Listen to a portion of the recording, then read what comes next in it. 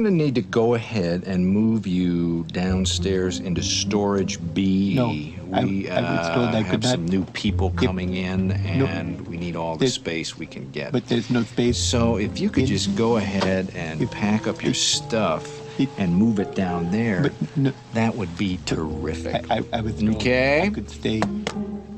Excuse me. I believe you have my stapler. That conversation probably happening right now at Twitter HQ, and I'm all here for it. Welcome back, beautiful and amazing human beings. My name's Luke Radowski here of wearechange.org, and man, oh man, is there some crazy news, especially when it comes to big tech social media here inside of the United States, as, of course, Elon Musk has bought Twitter. What could we expect? What do we hope for? What is really going to be happening? Well, we're going to be talking about that, plus a lot more, as well as some more disappointing news from PayPal, and some absolutely horrible news coming from, of course, Meta, Facebook, and the videos from inside of these companies. You won't believe how decadent they are. We're going to be talking about that, the larger problems facing humanity, and a lot more in this independent media broadcast. If you like the shirt that I'm wearing right now, you could get it on thebestpoliticalshirts.com, and the clip that we played in the beginning of this broadcast is by the extremely talented Fanzer Memes. I just discovered this person right now. If they have a YouTube channel, we will be, of course, linking it down in the description below. But also on Twitter, they are on Fanzer as their official account. I made sure to follow them because purely, simply an act of comedic genius and gold here, putting the CEO of Twitter on, of course, the stapler man in the famous movie Office Space, made by the very talented Mike Judge, with, of course, Elon Musk represented his new boss that, of course, stole his stapler. And if there ever was a perfect meme for today, this would be it. So shouts out to Drew Franzer, and truly, great work, and definitely deserves your attention and follow. What also deserves your attention is PayPal. Also today, as many people have pointed out and found out, still has a policy in its extremely vague, generalized terms and services that will fine individuals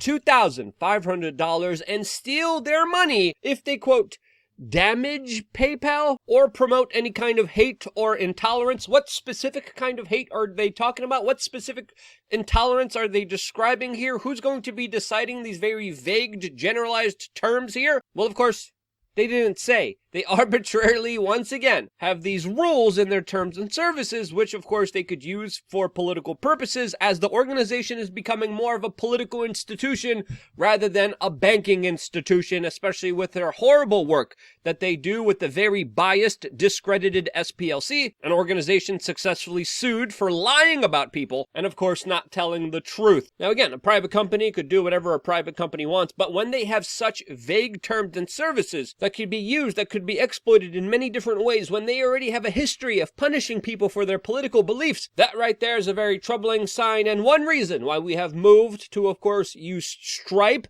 and we're going to be using Parallel Economy very soon as well on our platform, LukeUncensored.com, our own members area, where we are going to be doing another video later on for you today. Another online behemoth giant that is in trouble today is, of course, Meta, or as previously known as Facebook, as the company's stocks has been crashing, as we're finding out today that Mark Zuckerberg was urged to slash and cut 17,000 jobs at Meta, nearly 20% of its workforce, ahead of course a dismal earnings report and losses in the company that of course made its evaluation go down dramatically. And as the Independent here clearly points out, there are some clear signs that, quote, all is not well at Meta. And who knew creating a virtual reality pod-like lifestyle wasn't that popular? This, as other people are pointing out to the employees at Facebook, like this project manager, that were clearly highlighting the lavish lifestyles that they were living while working for the company, highlighting, of course, a clear life of decadence. Alive as a 23-year-old product manager at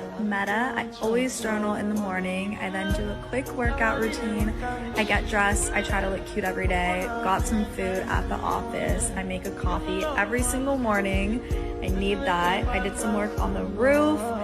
Worked until lunch and then ate up there. Here's me being cute. I got a snack always. Now, Now, is that adult daycare or is it a workplace? I don't know. I couldn't tell. And this is a trend that, of course, has been going around a lot of big tech social media companies, as of course, Twitter also has employees literally talking about this same kind of lifestyle that promotes decadence over, of course, hard work. But unlike Facebook, there's a lot of room for optimism on Twitter, as of course, Elon Musk has officially purchased the online big tech social media platform that is now promising to fire 75% of the employees working there that are posting videos like this. And obviously had to have our afternoon coffee, so made some espresso. And then before leaving for the day, had some red wine that's on tap. Went up to the rooftop and just honestly enjoyed the beautiful weather.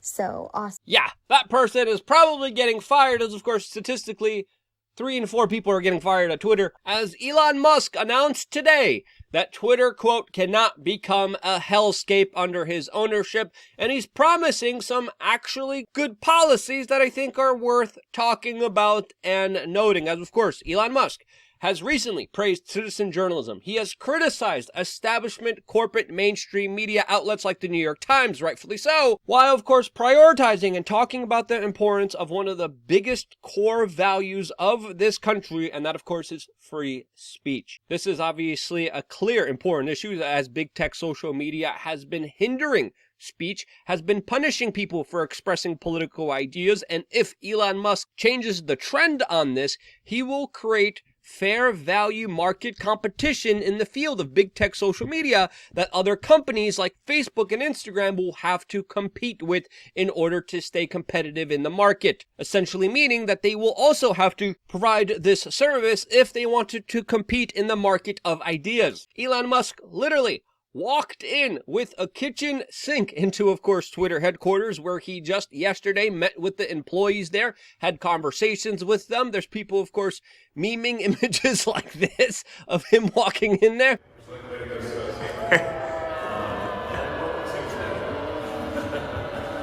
And just moments ago, he tweeted this larger note, specifically talking about how he wanted to reach out to the advertisers on Twitter, describing why he bought Twitter in order to create a future for civilization to, quote, have a common digital town square, where a wide range of beliefs can be debated in a healthy manner, without resorting to violence, without splintering people to the far right or the far left, or creating echo chambers to create actual conversations that mean something. He even wrote specifically, quote, I didn't do it to make more money. I did it to try to help humanity, and whether you believe him or not, I personally at least agree with him with the values and virtues that he is expressing here, which I am totally aligned with because it makes perfect sense. And when he says everything will be done adhering to the laws of the land, not arbitrary censorship, when he says you could choose as a user to have your own experience on the platform instead of an algorithm deciding what you will see and not see, that right there is the right moves being made in the right direction according to my own personal opinion. And that's how an adult, that's how someone who's mature, that's someone who's reasonable deals with the situation. Because if you don't like something, if you don't like a creator, if you don't want to see something, if you don't want to advertise with particular people, you could, as a user already on social media, say, no, blocked, restricted. You could go into the back end if you're an advertiser and say, I don't want to advertise on these specific issues or these specific users, and you could do that. You don't need an all-knowing and all-powerful centralized power deciding and curating your experience, because you could do that for yourself as an individual. That right there is one of the most key important components to a new Twitter that I think is giving me personally a lot of optimism in the platform, that as an independent user and creator, I'm just going to start using more. I'm going to start investing more of my time here, as of course there now is a legitimate promise. There now is a legitimate roadmap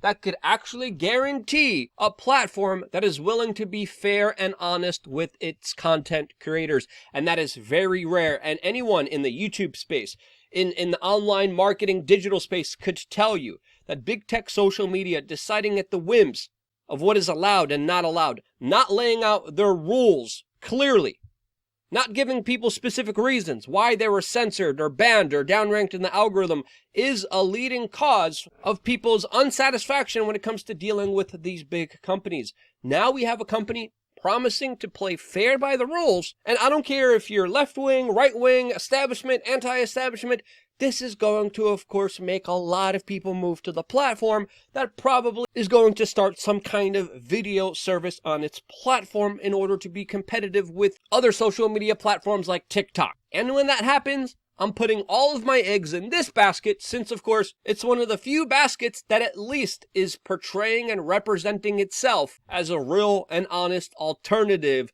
to all the other mass hypnosis, mind control bullcrap out there that's connected to the intelligence agencies that, of course, use social media as a weapon for their own political and establishment purposes. Now, will Elon Musk be successful? Will he keep his promises, or will he be sabotaged? Well, that's a question that, of course, I'm going to be keeping a very close eye on myself. I'm a little optimistic. I have hope for the future. I'm skeptical of the man. I'm skeptical of the brain chips, but at this moment, I think he is sincere, a lot more sincere than a lot of other players in this sphere. But hey, I'll still always have LukeUncensored.com, my own platform, where I don't have to kowtow, where I don't have to worry about what I say, where I don't have to censor myself, where I get to say and do what I want. We also have a forum so we could communicate one-on-one with each other.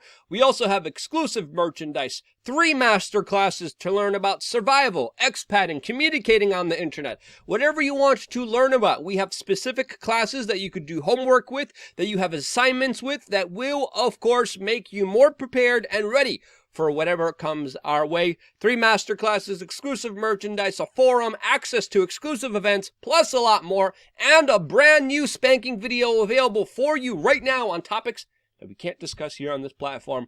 Right now, available for you on LukeUncensored.com. If you haven't signed up yet, what are you waiting for? It's just 50 cents a day, and your support also goes towards building and growing this independent media organization. We wouldn't be here if it wasn't for you guys being a part of this organization. And hey, if anything happens to me, whether on Facebook, YouTube, Instagram, hell, even Twitter, you never know with the way things are going. I'm just going to double down and invest everything I have on LukeUncensored.com, as of course this is the place that I'm spending the majority of my time in investing, growing, and building. You want to be a part of that? You want to be a part of the projects we're working on? Sign up right now to LukeUncensored.com, just 50 cents a day. See you there right after this video. As of course, we're not even done here. There are still so many important issues to specifically talk about today, whether it's inflation, whether it's mortgage rates, whether it's the energy crisis that we're dealing with right now, whether it's energy being deliberately denied to the people, whether it's oil companies taking in record profits, whether it's the clash of a civil war, of a global war. We have to understand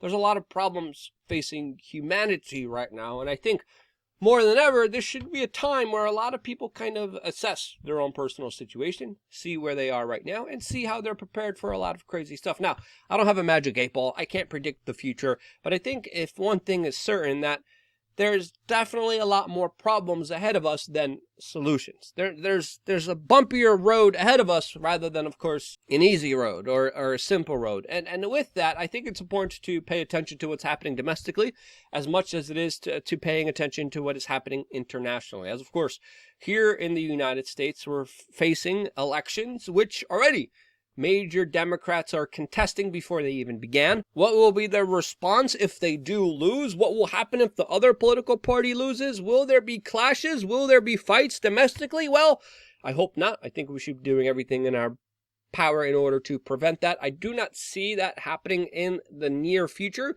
I think there is a bigger potential for a lot of problems here domestically inside of the United States in the next upcoming presidential election in 2024. And it's not just a conflict domestically that could potentially pop off, as of course there's already a major conflict internationally that's happening, representing a larger proxy war between the United States and Russia, with, of course, Russia posturing and using very strong hyperbolic language, literally talking about using nuclear weapons, as of course we now have another Russian state television broadcast along with Russian politicians talking about how they would, quote, obliterate the United Kingdom and the United States with, quote, a massive nuclear strike. This all, of course, as the Russian government has just been doing drills, dry runs, and rehearsals of course, launching their missiles. Lots of speculation to what could happen here, but clear as day, there's been a lot of escalations that have been caused by politicians, by international organizations, and one of the things that's actually stopping this conflict from escalating is, of course, the weather. It's getting really cold in Ukraine. It's going to get a lot colder. And of course, we could expect a lot of the major smaller battles to subside as, of course, being able to move around, being able to, of course, conduct military operations in the dead of winter is very difficult for many modern countries to, of course, effectively carry out, especially with the larger energy crisis looming, which, of course, is going to be hitting Europe. It's going to be hitting Ukraine specifically, as, of course, the Russians have been targeting Ukrainian infrastructure to the point where the Ukrainian government is now telling refugees from Ukraine that fled their country to not come back for the winter, since, of course, there's going to be a major energy crisis in that country, along with, of course, a major energy crisis in the United Kingdom that just, by the way, got rid of fracking all throughout the United Kingdom. How does that make sense when they're facing a dark winter? It doesn't until you start seeing the deliberate actions by politicians that are trying to make the current situation worse for the general public there. And then it starts to make perfect sense to what is going on here. But even with the energy crisis in Europe, it's going to be severe this year, but it's going to be more severe the following year and the year after that. So when we look at these larger problems coming to a head, we could definitely expect more serious consequences and problems ahead of us, rather than, of course, the current circumstances that we're dealing with right now. And with Russia and Putin even talking about world war and nuclear weapons and Western domination and new world orders. Yeah, hold on, wait.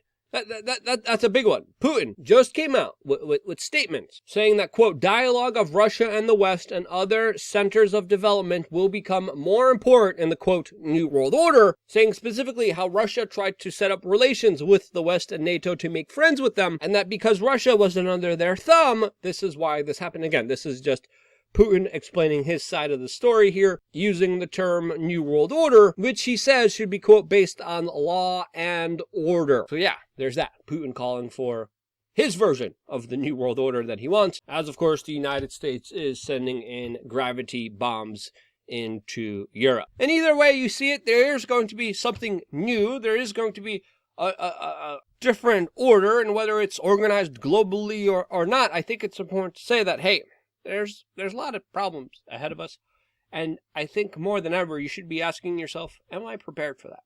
Are you? Something we should, of course, and will be discussing on LukeUncensored.com. If you liked what I said and agreed with a lot of my opinions and assertions in this video, share this video with your friends and family members. If you disagreed with me in any way with what I had to say, my expressions, my optimism, especially when it comes to Elon Musk, well, dislike this video and let me know down in the comment section below. I appreciate constructive criticism. I look forward to being able to converse with people that don't see eye to eye with me, so I could get another perspective that is more rational, that is more understanding of the world, rather than, of course, a closed point of view that many people want to keep as controlled and as narrow as they possibly can for you.